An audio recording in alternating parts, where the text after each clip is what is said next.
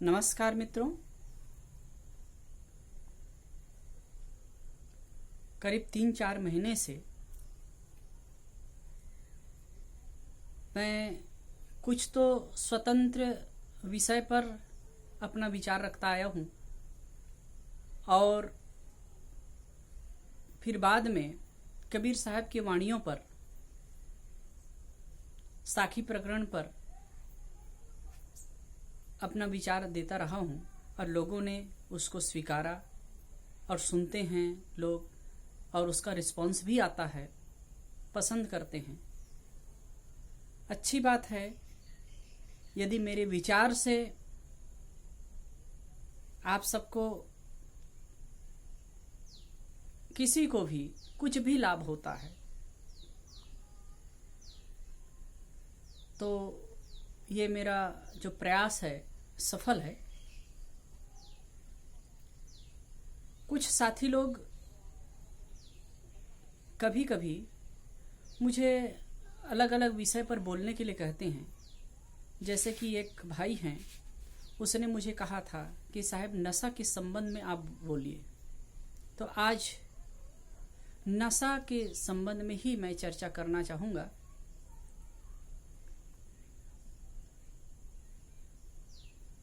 नशा कितना खतरनाक चीज है और नशा में पड़ करके आदमी कैसे पतित होता है, कैसे अपने आप को, शरीर स्वास्थ्य को बर्बाद करता है, अपने इज्जत आबरू को बर्बाद करता है और अपना ही जिंदगी नहीं, अपने साथ साथ वो 3 पीढ़ियों का नाश करता है।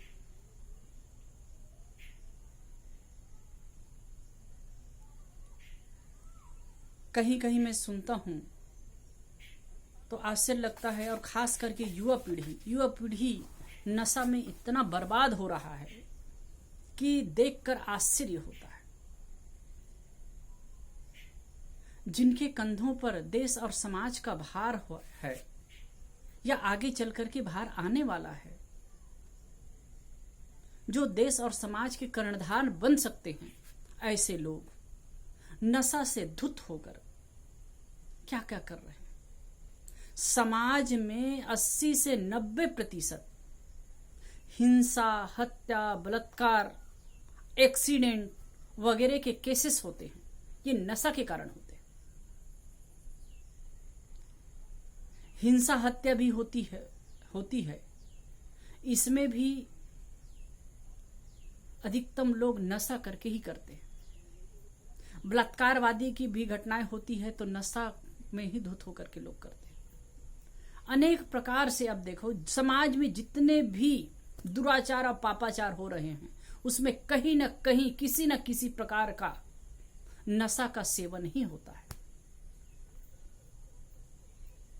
अभी सुशांत सिंह राजपूत वाली जो घटना खुल रही है और 2-3 महीने से चल रहा है और कितने लोग उसमें फंस रहे हैं और सीआईबी उसके पीछे लगी है और छानबीन चल रही है। अब इसके पीछे भी ड्रग्स माफिया का हाथ लग रहा है, उसका नाम आ रहा है।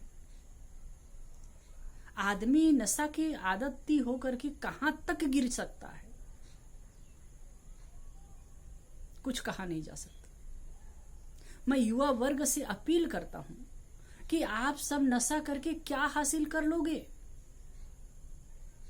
स्त्रियां लगभग नशा नहीं करती हैं। आजकल वही फिल्मी दुनिया का ढंग देख करके और कुछ है बीड़ी, सिगरेट, शराब वगैरह पीने लगे हैं, ड्रग्स वगैरह लेने लगे। अब ये उच्च वर्ग में, मध्यम वर्ग में भी है। लेकिन ऐसा करने वाला आदमी अपना शरीर, स्वास्थ्य, मन सब कुछ खराब कर देता है, अपना आदर्श खराब कर लेता है और ऐसे लोगों के परिवार की स्थिति भी बड़ी दयनीय हो जाती है। एक भाई का तो मैं कुछ दिन पहले ही सुना था। वो आदमी घर की संपन्नता थी, नशा में पड़ करके अपना सब कुछ बेच दिया, यहां तक कि अपनी पत्नी का मंगलसूत्र जो सुहाग का प्रतीक हिंदू परंपरा में माना जाता है उसको भी बेच करके शराब पी। करीब 1.5 साल पहले की घटना है, 1.5 साल से ज्यादा हुआ होगा, 1.5-2 साल हुआ होगा। एक भाई की पत्नी बीमार हो गई, तो वो जो सेठ था, जो कॉन्ट्रैक्टर था, उसके अंदर वो काम करता था, उसकी पत्नी भी काम करती थी। तो उनका बहुत ज्यादा फीवर हो गया, बहुत ज्यादा परेशान, शायद उसको डेंगू हुआ फिर और क्या क्या बीमारी हो गई, और उसको दवाई की सख्त आवश्यकता थी। तो वो जो कॉन्ट्रैक्टर था वो मुझे बता रहा था कि ऐसी उसकी परिस्थिति हो गई साहब। तो फिर मैं कहा कि उनके पास पैसा नहीं है, तो फिर उसके पति को मैं कितने पैसा दिया और कहा कि जाओ इनका इलाज करा दो। तो वो बदमाश ऐसा किया कि वो पत्नी तो मर रही है उसको छोड़ करके शराब पीने चला गया, और 300-400 का शराब पी करके लोटपोट करके वो पड़ा था। अब पत्नी बेहोश, दर्द से कायल, परेशान। ऐसे भी लोग करते हैं। आप सब अपने आप को नशा के हाथ में बेच करके क्या हासिल करोगे? इतना सुंदर मानव जीवन है, इतना सौभाग्य से ये तन प्राप्त हुआ है जिसमें आप सुंदर जीवन जी सकते हो। नशा करके क्या हासिल कर लोगे? कभी कभी कुछ लोगों से बात कही जाती है तो कहते हैं साहब इससे टेंशन दूर होता है, किसी प्रकार का टेंशन है, किसी प्रकार का तनाव है, नशा करो दूर हो जाएगा। अच्छा, आप नशा करते हो तो तनाव दूर होता है कब तक? धीरे धीरे आदती हो जाते हैं, उसके बाद में कैसे उसके गिरफ्त हम फंसते हैं और कितना पूरा सब कुछ बर्बाद कर जाते हैं। नशा का मतलब, नशा में बीड़ी, सिगरेट, तंबाकू, गांजा, चरस, अफीम, दारू सब कुछ आते हैं। और किसी भी प्रकार के नशा में आदमी पड़ता है तो अपना सब कुछ तबाह कर जाता है।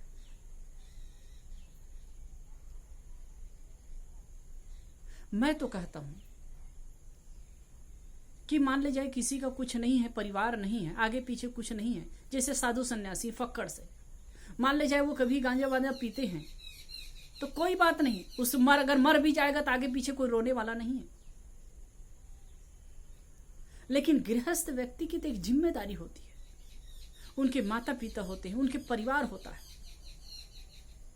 नशा करके वो न तो अपने माता पिता का ख्याल रख पाता है, न पत्नी बच्चों को अच्छी परवरिश दे पाता है। कितना दुर्भाग्यपूर्ण होता है। मैं तो आज तक ये समझ नहीं पाया कि नशा आदमी क्यों करता है।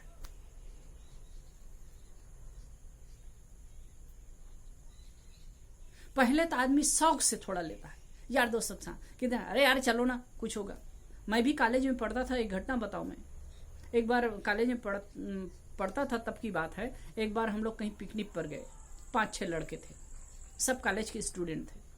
तो वहाँ नमकीन वगैरह ले गए थे और उसमें से एक लड़का था ब्रिस्टल और क्या क्या वो जो सिगरेट होता है वो सब ले गया था, चांसलर वगैरह। अच्छा, महंगा महंगा प्रोडक्ट का, पैसा वाले का लड़का था, ले गया था। तो नमकीन वगैरह खाए और उसके बाद फिर सिगरेट सुलगाए। तो मैं कहा कि भैया मैं तो पीता नहीं हूँ ये सब। तो इतना क्लोज थे, बहुत जिद किए, कहे कि नहीं साहब, नहीं भाई आपको तो पीना पड़ेगा, अरे कम से कम एक बार पी लीजिए। अब इतना जिद किए तो मैंने भी एक कस थोड़ा से लिया और मेरा तो अंदर से संकल्प था मैं कभी उसे घुटकूंगा नहीं। एक बार लिया और उसे फूंक दिया, उसके बाद फेंक दिया। और मैंने कहा कि मैं चाहे आपसे मेरा संबंध रहे, दोस्ती रहे या न रहे, मैं कभी भी ये सब चीजों को हाथ नहीं लगाऊंगा। अब मेरा मन स्ट्रांग था, मजबूत था, तो मैं और नेक्स्ट टाइम कभी छुआ नहीं उसको। लेकिन अगर कमजोर मन का या बहुत वैसे बार बार 1-2 बार जिद करे और उसे पीने लगे, आदत बन गई, उसके बाद फिर वो नशा से दूर। पहले तो अपने पैसा देकर के लोग पिलाते हैं और उसके बाद जब आदत हो जाती तो फिर मरो, अपने पैसा देकर के पियो। नशा करने वाले लोग ऐसे होते हैं जैसे कि कोई एक तरह से कहता मूर्ख होते, मूर्ख, एक कड़ा शब्द है, मूर्ख होते हैं नशा करने वाले लोग। जैसे कि कोई कहे कि ये पत्थर पड़ा है, ये पत्थर से उठाओ, उस पत्थर को उठाओ और मेरे सिर पर दे मारो, मैं 100 रुपया दूंगा, तो उसे आप क्या कहेंगे? मूर्ख ही कहेंगे ना, बेवकूफ ही कहेंगे। ठीक ऐसे ही नशा करने वाले लोग बेवकूफ होते हैं। एक तो अपना पैसा देते हैं और पैसा देकर के स्वास्थ्य बिगाड़ते हैं। कुछ दिन पहले एक जगह एक लड़का, 25 साल का लड़का, कभी कभार यहां आता था, आश्रम में आता था, मैं बहुत समझाता था, बैठते थे मेरे पास में। उस समय बहुत कुछ ठीक भी था, धीरे धीरे नशा के आदती हुआ, आश्रम आना बंद कर दिया, शराब पीना शुरू कर दिया और ऐसे नशा में पड़ा कि 25 साल का युवक, उसके हार्ट में छेद हो गया और मर गया। छोटे छोटे 2 बच्चों को छोड़ करके चला गया। अब वो तो मर गया, लेकिन बच्चों को, उसकी पत्नी को अनाथ बना करके चला गया। कैसा दुर्भाग्यपूर्ण। ऐसे एक घटना और बताऊं। एक भाई थे, समय समय से कभी आश्रम आते थे, सत्संग में आते थे, तो वो मावा गुटखा खाते थे। गुजरात में, मैं गुजरात से बोल रहा हूँ, गुजरात में मावा, सुपारी, क्या क्या रहता है उसमें, तंबाकू वगैरह मिक्स करके उसमें चूना डाल करके रगड़ते रहते हैं। इस ढंग से रगड़ते हैं कि वो बड़ा दुनिया का महान काम कर रहे हैं। और 5-10 रुपया का कितने का आता है, उसको रगड़ते रहते हैं। अब इतना रगड़ते हैं, 5-7 मिनट तक के रगड़ते हैं, फिर बड़ा चाव से उसको दबाते हैं। मेरे को तो लगता है जब उसको तंबाकू और वो सुपारी वगैरह को, उस मावा को रगड़ते हो ना आप, तो मानो वो कहता है कि तुम रगड़ लो रगड़ लो, अब तुमको मैं रगड़ने वाला हूं।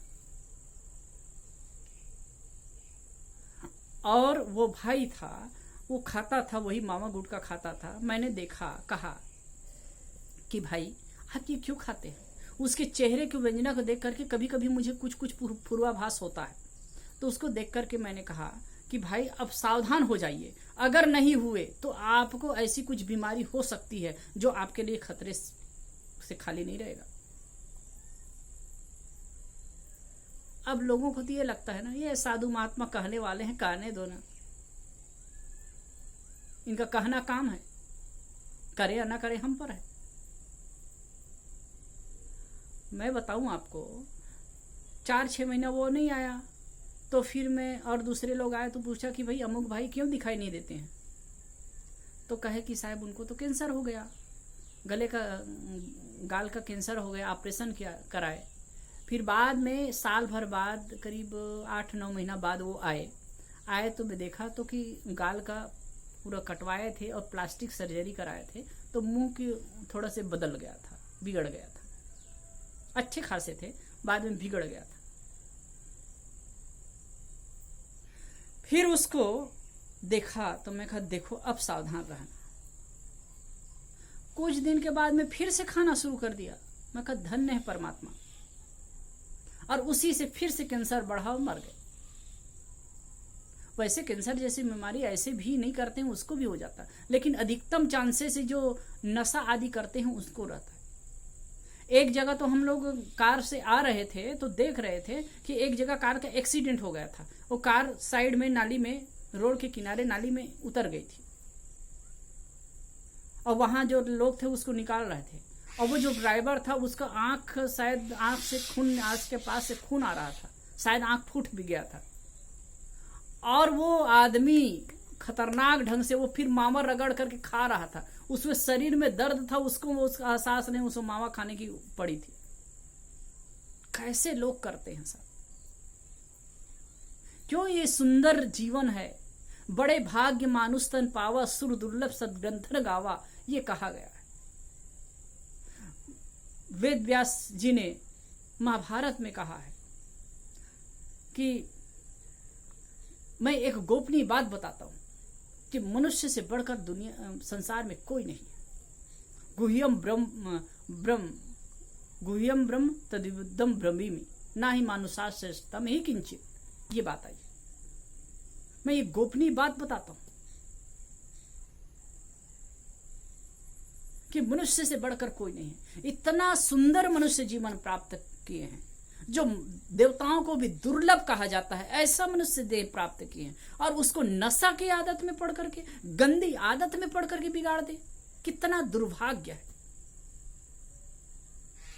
और एक चीज समझिए आप सब, यदि आप नशा करते हैं, किसी प्रकार टेंशन है, किसी प्रकार परेशानी है, किसी प्रकार की मुसीबत में, तो नशा करके आप उसको समाप्त नहीं करते हैं और बढ़ाते हैं।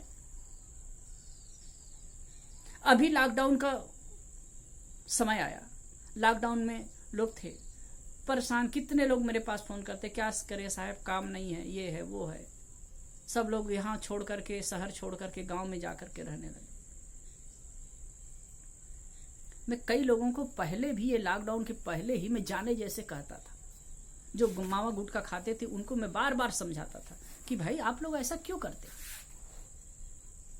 तो मैं तो कई लोगों को बताया, बैठा करके समझाता था कि आप एक दिन में कितना खाते हैं। तो कोई कहते हैं 100 रुपये के, कोई रहते हैं 130 रुपये के, कोई कहते हैं कि 50 रुपये के। तो मैं कहा इतना खाते हो आप, तो एक दिन में आप 130 रुपया के खा रहे हो, 150 रुपये के खा रहे हो, तो एक महीना में कितना होगा, अब एक वर्ष में कितना होगा। और आप कितने वर्ष से खा रहे हैं, तो 5-6 वर्ष से खा रहे हैं, या कोई 10 वर्ष से खा रहे हैं, कोई 20 वर्ष से खा रहे हैं। तो आप इतना ही पैसा को इकट्ठा करके रखते तो कितना पैसा होता।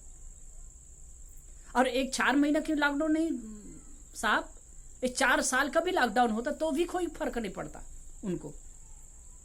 लेकिन नहीं, हजारों हजारों रुपया तो वो यूं ही बर्बाद कर देते। और ऐसे मूर्ख लोग, कहीं कुछ सब्जी महंगी हो गई, अन्न महंगा हो गया, कुछ उसमें रेट बढ़ गया, तो उसके लिए चिल्लाते हैं। आपको मावा गुटखा खाने के लिए, शराब पीने के लिए महंगाई नहीं लगती।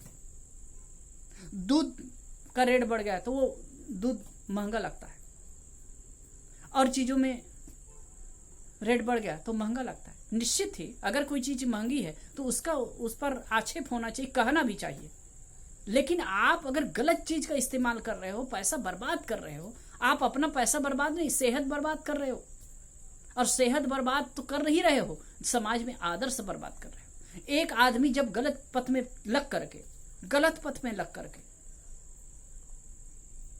अपना स्वास्थ्य बर्बाद करता है, कितने लोग तो कहते हैं अरे हम कर रहे हैं ना, हमारा शरीर जाएगा, हम मरेंगे, आपका क्या जाता है, आपका क्या जाता है। नहीं, आप मरते हो ना, अनेक लोगों को ले डूबते हो, क्योंकि आप ऐसा करके अपना आदर्श खराब करते हो। तुम्हारे माता पिता का क्या दोष, तुम्हारे बाल बच्चे का क्या दोष, तुम्हारे पत्नी का क्या दोष, जो कि उनको बीच भंवर में छोड़ करके जा रहे हो, या उनके लिए रोने के लिए की स्थिति पैदा कर रहे हो। आप सबसे अपील है कि आप चाहे जितना कमाते हैं, कम कमाते हैं, ज्यादा कमाते हैं, उसका अच्छा इस्तेमाल करिए। आप उसके जगह में अच्छी चीज खाइए, अपने बाल बच्चों को अच्छी परवरिश दीजिए, घर का माहौल अच्छा करिए। ये शराब आदि गंदी आदत लेकर के, नशा करके आप अपना जीवन अच्छा नहीं बना सकते साहब, अपना आदर्श अच्छा नहीं कर सकते, पूरा खराब हो जाएगा, नरकमय आपका जीवन हो जाएगा। यदि इस नरक से बचना है तो अपने आप को नशा से बचाइए, नशा से सावधान रहिए। किसी ने शराब पर बहुत सुंदर कहा,